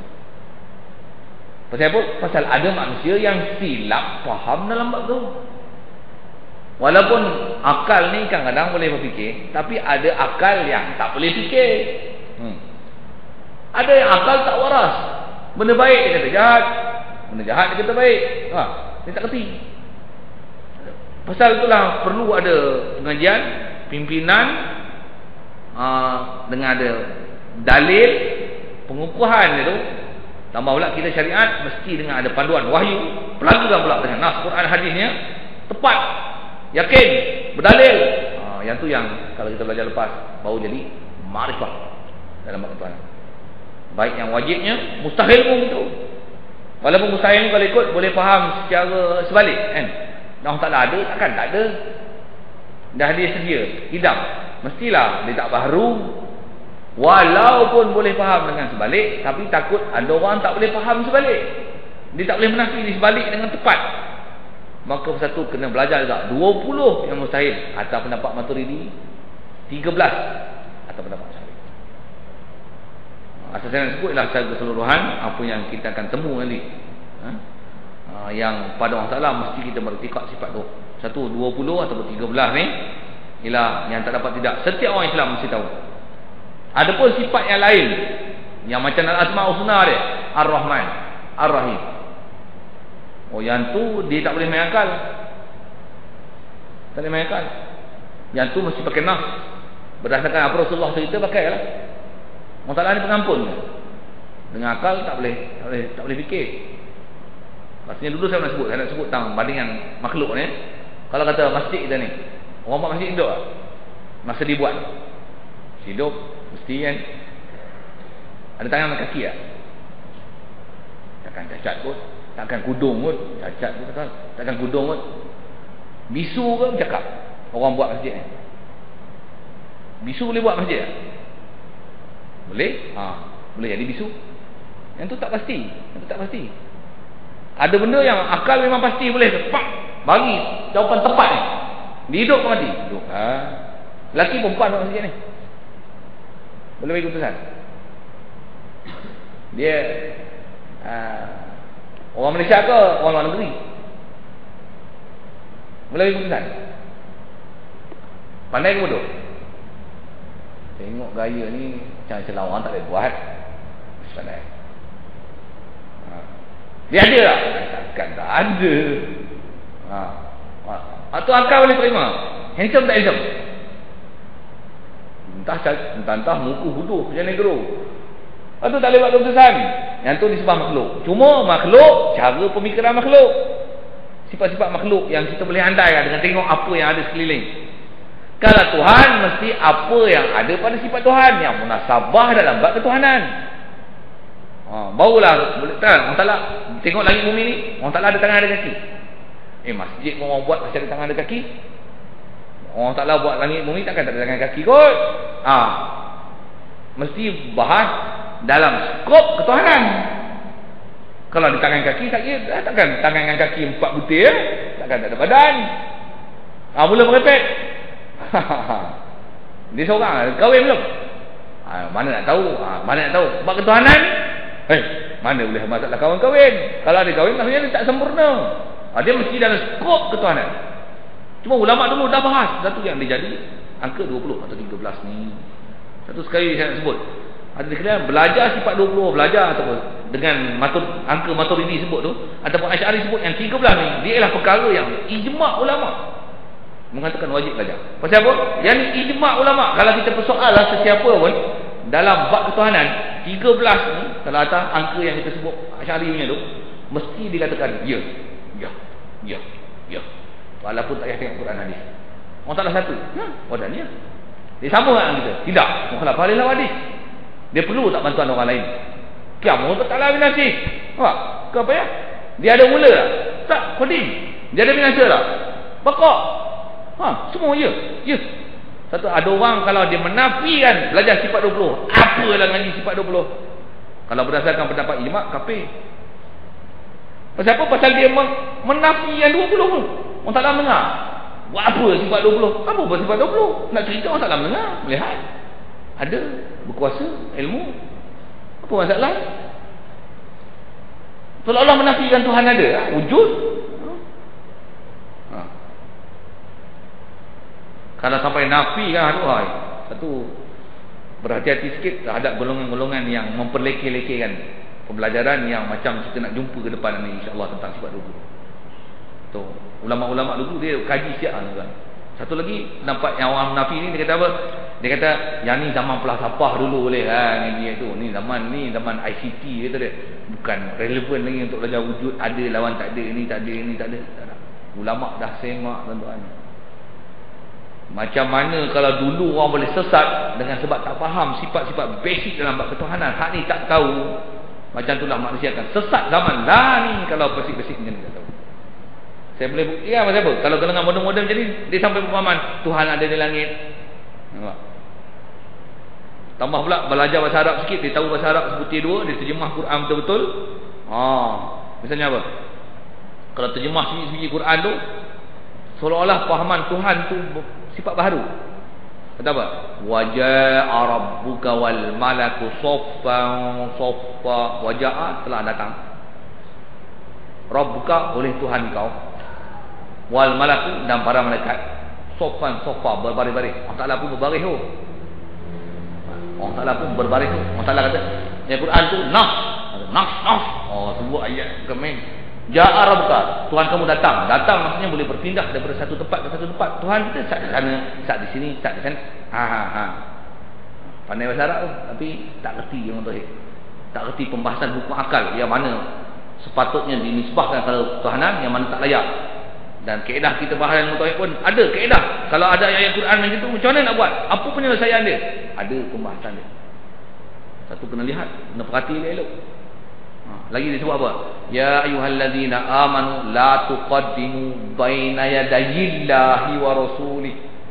Wahai orang yang beriman, la tuqaddimu, la jangan tuqaddimu, kamu mendahulukan baina di antara yadayillah, dua tangan Allah Taala. Diperkuatlah ayat Quran lain, bal yadahu mabsutatan yunfiqu kaifa yasha. Bahkan dua tangan Allah Taala tu. Allah Taala ada dua tangan. Dalam Quran nas. Nak berkhata engkau. Saya nak kata apa tuan? Golongan yang zaman moden lah ni, ada orang yang dia jadi sesat pasal tak faham bab-bab macam ni, sehingga dia mentasbihkan Allah SWT dengan benda baru. Saya saja nak sebut tuan-tuan pasal zaman moden ni ada orang macam tu. Saya pasal Baru ni ada sahabat, tak sahabat lah, anak murid saya juga memang mengaji kat pondok dulu, memang saya yang mengajar dia, dan ni dia belajar di Nilampuri, di Kelantan tu. Saya tanya perkembangan dia macam mana. Bagus dia, 2 hari sudah dia datang, sehari sebelum saya datang ke sini kemarin. Tanya dia perkembangan dia macam mana, duduk di Nilampuri. Bagus semua. Kelahi apa? Antaranya kelahi macam saya sebut, kelahi bab tauhid, kelahi bab fiqh. Sembahyang qabliyah ba'diyah tak ada nafs. Tu tengok fiqh ni. Boleh kelahi tu, tak ada nafs dari. Nabi tak pernah sembahyang qabliyah ba'diyah. Boleh menafi tu. Duduk tempat mengaji pun tak, tempat mengaji. Tapi boleh jadi kelahi tu. Ni Nilampuri Kelantan lah. Bukan apa Clifford Kuala Kangsar kan. Nilampuri. Kelahi bab-bab perkara yang macam tu. Padahal kita fikah kita ada, tak tahu kita ada, boleh kelahi. Siapa tuan-tuan? Basic ilmu khususnya dalam pembahasan hukum akal, dan kita bahas ni dalam sifat 20 ni tak dipelajari dengan mantap dan tak tahu sepadan akal yang mana wajib, mustahil dan harus untuk dikatakan penuh salah. InsyaAllah kita tengok ke depan nanti kita punya bahasan tentang sifat 20. Wallahu a'lam, kita tangguh situ dulu. Baik penuh salah, salah dan kesilapan dulu daripada kesilapan saya. Itu bukan salah kalau ada tentang asal kita bincang tentang masalah pertama iman dan amal. Iman dan amal. Iman boleh tambah dan kurang. Bertambah kurang tu indikator dia, tunjuk dia ialah taat dan sejauh mana pederhakaan. Di realitinya saya sebut dalam bicara tadi, dan khilaf pendapat kedua dan pentarjihan ulama yang ketiga macam mana untuk menyatukan pendapat yang pertama dan kedua tu. Yang kesimpulan yang kita buat tadi, bahawasanya iman sebenarnya boleh bertambah dan kurang. Walaupun begitu ada yang tak bertambah dan tak berkurang, ada yang sentiasa bertambah kalau tengok dari segi kategori. Dan sifat 20 kita tak masuk, cuma sekadar skup keseluruhan saja. Saya tutup kalau ada soalan ni.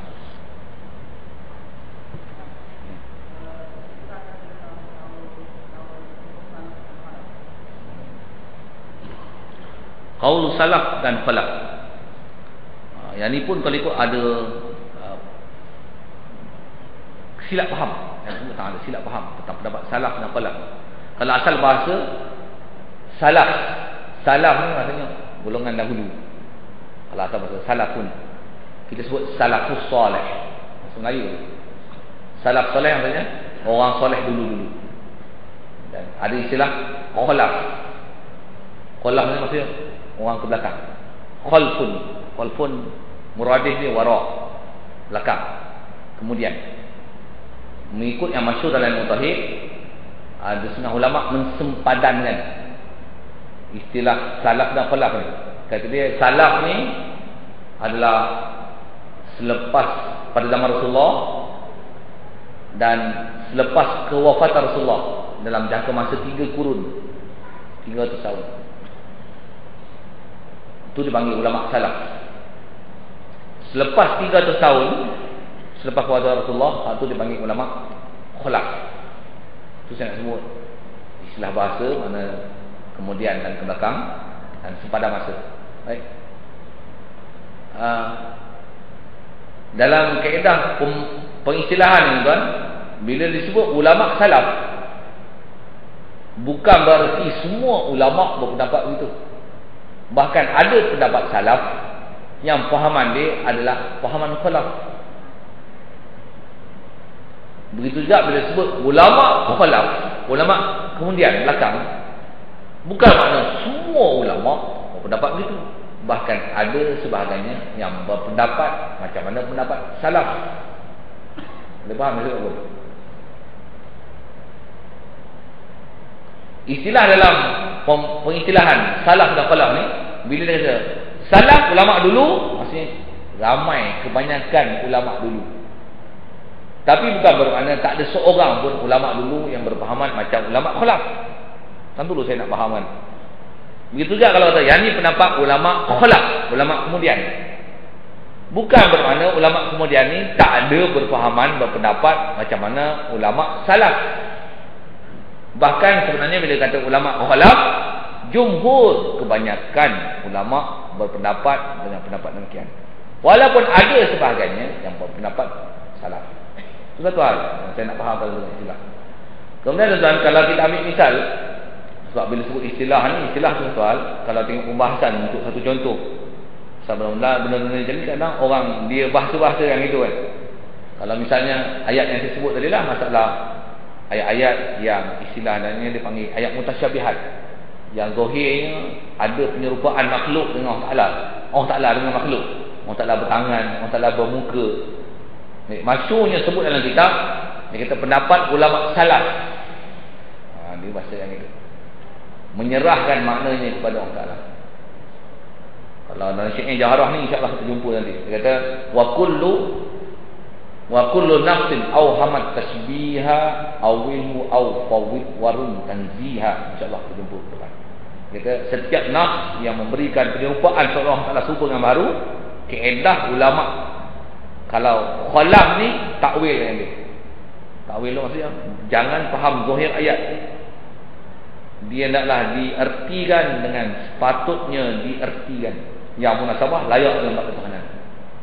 Kalau pendapat ulama salaf, dia kata fawwid juga tak mengertikan maksud Al-Quran tu kerana membawa makna kesamaran, tapi dia tak menafsirkan maksud ayat tu, bahkan kata dia serah makna dia kepada Allah Ta'ala. Makna yang zahir memang ada terjemah, tapi mustahil Allah Ta'ala bersikap itu. Apa arti dia? Wallahu alam, serah kepada Allah Ta'ala. Yang tu biasanya diistilahkan sebagai pendapat ulama salaf. Baik, apa yang saya nak sebut tuan-tuan tentang dari segi pembetulan maklumat. Jadi saya sebut tadi, bila sebut ulama salaf, maksudnya zaman Rasulullah, zaman para sahabat 300 tahun selepas kewafatan Rasulullah, mereka banyak berpegang kepada fahaman istilah salaf yang sebut tadi, menyerahkan maknanya pada Allah Ta'ala. Walaupun begitu, ada di antara mereka yang mentakwil Al-Quran. Pasal maksud salaf tu jumhur salaf. Begitu juga bila sebut kata ulama khalaf mentakwil kan. Ada sebahagian ulama yang mengiktikadkan fahaman ini. Maksudnya dia tak mentakwil, bahkan dia serahkan maknanya kepada Allah SWT, yang dia mengikut pendapat salaf walaupun dia hidup pada zaman khalaf. Satu hal. Kesilapan yang ada tuan-tuan ialah orang yang dia mendakwa dia salaf, dia kata kita masih ikut pegangan ni, yang khalaf tu kata dia salah, sesat, pasal orang ni orang belakang, ahli bid'ah. Dia kata macam tu, itu salah. Begitu juga pendapat yang terbalik pula, yang khalaf ni kata dia salah tu tak betul. Maksudnya ta'assub pada salaf ataupun khalaf adalah salah. Selagi salaf tu betul, khalaf tu betul, mengikut pendapat yang memang dua-dua tu adalah daripada pendapat ahli sunnah wal jamaah, dari segi apa yang perlu dimaksudkan, kira maksudnya dibenarkan dengan cara. Yang salah adalah pahaman salah tu, walaupun dia beristilahkan salaf, tapi yang tu bukan pahaman salaf, yang tu pahaman Mu'tazilah, yang tu pahaman Jabariyah, yang tu pahaman Qadariyah, Murji'ah, Syiah, Wahabiyah, berwasa gitu. Pahaman-pahaman yang memang salah, tapi konon-konon dia kata yang ni pendapat salafi, bukan? Jadi pengistilahan tu saya sebut dengan penjelasan begitu, tapi apakah maksud yang dikendaki dengan salaf dan khalaf dari segi pendetilan dia pada masalah yang saya sebut misalnya tadi, insya-Allah jumpa khususnya di belakang dia lah. Jadi kalau dari segi istilahnya, makna dia begitu. Dan boleh ada berbeza antara salah dan khalaf ni pasal apa? Pasal munasabah dengan zaman. Saya nak sebut sekali lagi tentang kenapa boleh jadi perbezaan pendapat ni. Kerana kalau tengok istilah khalaf tadi, yang kebanyakan pendapat ulama khalaf, walaupun ada di kalangannya macam pendapat khalaf juga, dia punya pendapat kebanyakannya serah. Pasal apa? Zaman Rasulullah dan zaman para sahabat yang 300 tahun selepas kewafatan Rasulullah adalah zaman orang yang iman dia mantap. Jumpa Rasulullah, jumpa sahabat, jumpa para tabi'in, dalam hati ni tak ada belah bahagi lah. Dengar, telan terus. Ada benda tak faham, yakin Rasulullah betul. Jadi bukan ada orang mikir-mikir, iman dia dah pegang mantap je lah. Kalau ada tak faham, Allah alam. Sudah. Satu, kebanyakan zaman Rasulullah dan para sahabat, tabi'in dan tabi'in yang lebih kurang jangka masa dia 300 tahun tu, kebanyakannya berpendapat pahaman ni serah pada Allah Taala. Salah. Berbanding dengan orang yang selepas 300 tahun. Bila 300 tahun, tengok apa yang terjadi pada agama. Dia memang berkembang luas. Orang makin jahil, makin tak jumpa sahabat, makin kurang ilmu. Islam pula bukan orang Arab je, Melayu hidung penyek ni pun Islam juga. Bahasa gitu. Cina pun Islam. Kan dalam syahadah tunjuk petang TV 1 kan. Saya pasal sana ada lain 1 dengan 2, boleh tengok 1 dengan 2 lah. TV 3 tak boleh tengok. Tak boleh tengok jejak Rasul. Syahadah dia tunjuk Cina, Yang Zi, Cheng Yon, apa, Ying Zuan, nama-nama Lim Zua, tak dah tahu pun. Ingat Cina ni semua kafir lah Allah. Weh, rupanya Islam ramai tau. Lebih ramai daripada dia adalah nombor 2 dari si angka orang Islam selepas Indonesia. Cina ni rupanya nombor 2 selepas Indonesia dalam dunia. Indonesia paling ramai, nombor 1 dalam dunia dari segi bilangan orang Islam ramai. Tapi Islam keturunan tu lah.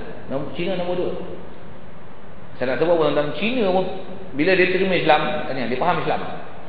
Tambah pula dia belajar bahasa Arab sikit-sikit, dia mikir ya. Dia tahu bahasa pula, bahasa Arab terjemah macam lebih kurang saya sebut tadi, 2 tangan, ada tangan. Iya, tahan tangan buat ada tangan. Ada masalah. Iman tak kuat. Macam mana nak buat? Mesti ada satu pemantapan ilmu untuk bagi dia mantap. Macam mana nak buat? Takwil. Takwil pun dia tak boleh semena-mena takwil, dia mesti mengikut peraturan ilmu. Yang tu yang boleh saya sebut tadi, nak pendetilan dia, apa dia salah kualah, macam mana pembahasan dia dalam bab ni insya-Allah. Cuma saya nak sebut kata kenapa berlakunya perkembangan yang diistilahkan salah dan falah tu, dan siapa yang disebut dengan salah, siapa yang disebut dengan falah. Saya tukut lebih kurang untuk soalan.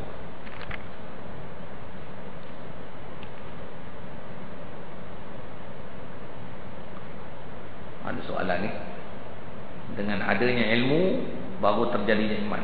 Bagaimana kalau ada ilmu tapi tak beriman?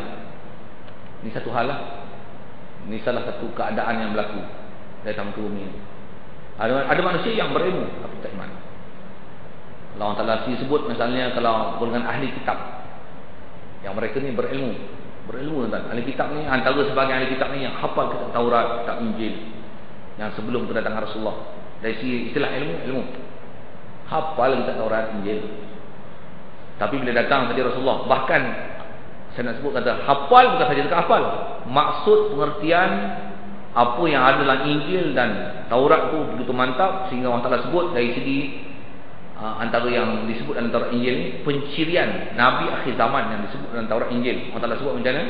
Ya'rifunahu kama ya'rifuna abna'ahum. Dia kenal Nabi Muhammad yang sebut dalam kitab Taurat dan Injil, detail dia tu kama ya'rifuna abna'ahum, seperti mana mereka mengenali anak-anak mereka ni. Kenal anak ni teriak, wah, anak aku tu boleh kenal. Walaupun tafsiran dia ada tafsiran tu, tapi saya nak tunjuk kata sangat kenal, ilmu dia best. Tapi muncul saja Nabi Muhammad, orang pertama sekali bangkang ahli kitab. Boleh ada suasana itu, memang ada suasana. Suasana itu bukan saja di kalangan orang jahil, bahkan di kalangan orang yang berilmu sendiri. Yang tu yang ada istilah ulama akhirat, ulama dunia. Ada itu. Pasal apa? Pasal ulama akhirat dia memang bukan matlamat dia untuk cari benda keduniaan. Walaupun dunia tu benda yang tak dapat tidak, kita berada dalam dunia kan. Memanglah, tapi yang tu bukan matlamat dia. Tapi benda tak dapat tidak kena cari juga. Ni ustaz meniaga-meniaga ni tak boleh meniaga, salah. Sepak dia sekali salah meniaga. Tak boleh meniaga, tu ustaz ni mengajar je. Saya pun ada anak meniaga kena sabar juga. Nak kata apa? Tapi yang tu bukan matlamat, yang bukan matlamat. Kita nak cari yang akhiratnya tu, tapi dunia tak dapat tidak, mesti kena cari. Tapi ada orang yang dijual apa yang ada dia semata-mata untuk dicari mata benda dunia, sehingga mengkorbankan pengetahuannya dalam bab keimanan tu khususnya, gadai iman dia semata-mata mencari benda keduniaan. Ada ulama-ulama. Cuma nak tuduh-tuduh orang tu, tengok orang. Kalau memang ada dalil bukti, pasal kalau tak ada, yang dalam kita tak tahu, tengok zahir. Okey. Tengok macam ikhlas. Dalam mana tahu, tu dia dengan Tuhan. Asal saya nak sebut tang kata, kalau bila ada ilmu ni tapi tak beriman, boleh jadi? Memang boleh jadi. Tak semua orang yang berilmu tu beriman. Tapi tak dapat tidak, perantara untuk dapat iman ialah ilmu. Satu, dia jangan ada persepsi macam ni. Kalau begitu, dapat ilmu belum tentu iman. Tunggu anugerah saja. Itu pun satu persepsi silap. Tak boleh kan? Ada orang dia pegang kepala ni. Pasal memang ada ancaman-ancaman dalam hadis kata gini. Orang alim yang tak beramal dengan ilmu dia lebih teruk daripada penyembah berhala. Kalau gitu tak mau jadi orang alim. Pakai jadi orang jahil semua, senang. Tak ada lah teruk-teruk macam pada penyembah berhala. Teruk lagi pada penyembah berhala pula. Ni kan satu persepsi. Ada tak pasal saya jumpa? Ada orang-orang itu? Tak. Memang ada golongan begitu, tapi tak dapat tidak. Kita sedia faham. Kita berjalan atas muka bumi ini berdasarkan sabab. Sabab iman, ilmu. Sabab nak kenyang, makan. Walaupun yang baik kenyang, Allah Ta'ala. Tak adalah bila lapar ni, Allah Ta'ala kenyangkan aku. Betul? Sabab cari. Tapi jangan bergantung pada sabab. Itu pun dalam akidah Ahlussunnah wal Jamaah. Cuma nak sebut asal soalan ni, boleh ke berlaku itu? Memang ada. Saya sebut tadi contoh ahli kitab pasal dia dengan manusia lain kot tak pandai kan. Yang ni orang yang hafal Taurat dan Injil. Bahkan orang Ta'ala buat perbandingan mereka ni kamasalil himar yahmilu asfar. Dia ni bandingan dia macam mana keldai yang bawa kitab. Dia hafal tapi apa yang dia hafal tak manfaat dia. Itu pun satu hal. Kemudian satu soalan, apakah terjadi dengan amalannya itu kalau tak beriman? Habis ya? Habis. Kalau iman ni tak ada, walaupun sebesar orang, habis. Amalan dia akan jadi seperti mana habuk yang berkebangan. Kalau dalam matan Zubat dia kata wa kullu man, kalau masalah tak iman satu hal, yang ni dia iman tapi dia ada amalan tapi ilmu tak ada. Wa kullu man bi ghairi ilmin ya'malu a'malu mardudatun la tuqbal. Setiap orang yang beramal tapi tak ada ilmu prosedur untuk buat amalan dia, amalan tolak. Itu dia ada iman tapi prosedur ilmu tak ada, amalan ditolak. Iman terima. Ni iman tak ada. Tak ada apa. Memang tak ada apa. Cina kata apa? Ong chong liao. Tahulah benda cerita tu. Memang tak boleh. Satu lagi ikut persoalan pasal kita tak ada makan ya. Boleh layan soalan lah.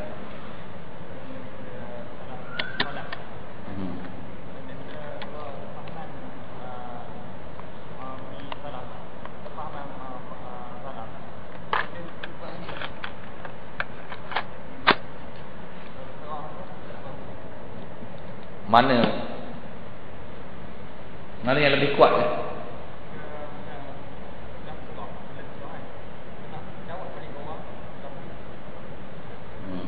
Satu kali ikut pendapat salaf dan khalaf ni. Istilah ulama dia kata gini, pendapat salaf yang kebanyakannya konsep ni berserah. Makna yang ada jangan dipaham makna yang ada. Muka tangan subhanallah. Bahkan mesti yang layak dengan Allah Ta'ala. Menyerupai baharu ni mustahil. Tak terima dengan hujah akal. Akal tak menerima. Serah pada Allah Ta'ala. Satu istilah ulama dia kata pendapat salaf ni dia aslam maksudnya lebih selamat. Pasal tak usah bahas lah, beriman sudah. Pendapat khalaf ni dia a'lam, dia lebih berketerampilan dari segi ilmu. Pasal dia ada hujah.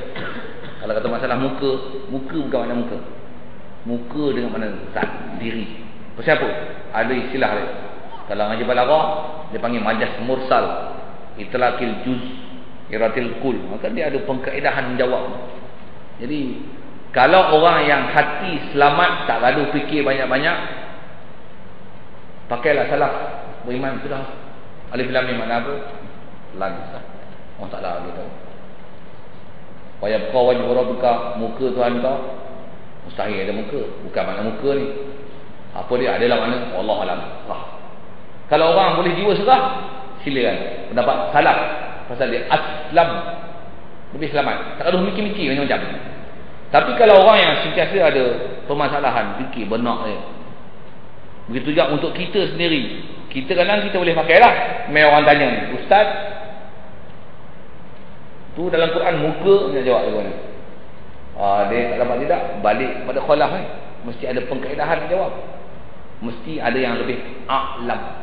Mesti ada berketerampilan dari segi ilmu ni. Apa jawab? Jawapan bagi apa? Apa pemantapan dia? Apa dalil dia? Apa hujah dia? Dari segi sudut bahasa Arabnya macam mana? Pengkaedahannya macam mana? Jawab tu lega. Kalau masalah bab muka ni, kan bahasa Melayu buat dia, muka tak malu. Apa makna muka?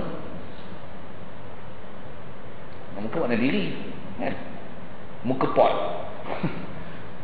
Muka pot ni muka tak malu kan? Muka tembok. Apa muka tembok? Muka dia luruh je, hidung pun penyek, lurus macam tembok kan? Bukan. Muka tembok tu maksudnya diri orang yang kalau tak ada maruah muka tembok. Muka tu dengan makna diri. Kan bahasa pun ada makna itu. Jadi kalau ayat Quran ni wa yabqa wajhu rabbika, muka Tuhan kau, bukan makna muka tapi makna diri Tuhan kau, zat Tuhan kau. Boleh diselesaikan? Kan senang, hati cakap je lah. Boleh jawab, ada alasan, ada hujah, ada pengkaedahan menyelesaikan dia. Jadi dari segi penghujahan memang kalau dari segi hujah khalaf lebih berhujah. Salaf semua lebih selamat. Lebih selamat maksudnya tak usah fikir banyak. Tapi dari segi mantap dengan ilmu. Nak kata salah, tak salah, masing-masing ada jalan. Tapi sebaiknya tahu dulu. Itu kot soalan. Okay. Wassalamualaikum.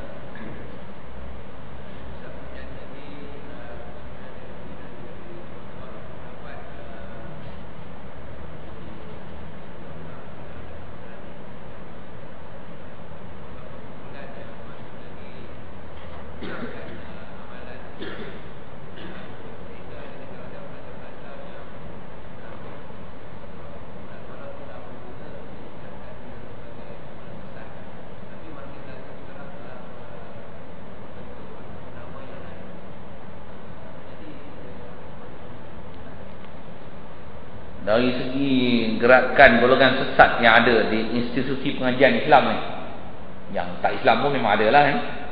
Yang pengajian Islam ada saya sebut dalam Kurdi jadi memang ada. Kalau apa komen saya tentang membiarkan golongan yang tak betul ni, tak betul tu antara komen saya memang dasar pemerintah kita itu. Dia pun sesat, sedap buaya itu je. Ya, nilailah apa yang ada. Kan? Dia pun sesat, macam mana dia nak betulkan orang? Yang dia punya konsep pendidikan dia pun bukan atas konsep beriman pada Allah Ta'ala. Dia ketuhanan, janji Tuhan. Sembah patung, sembah kepala lutut pun tak apa. Janji ada Tuhan. Itu yang ayah pin dia tak. Pada dia tak salah.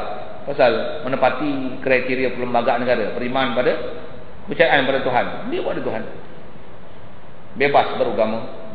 Itu yang macam IFC punya tuntutan untuk Suruhanjaya, kebebasan beragama tu, dia nak tuntut tu lah.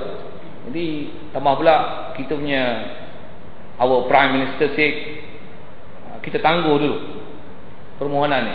That mean dia not ambil berat. Campur Melayu orang dia tu.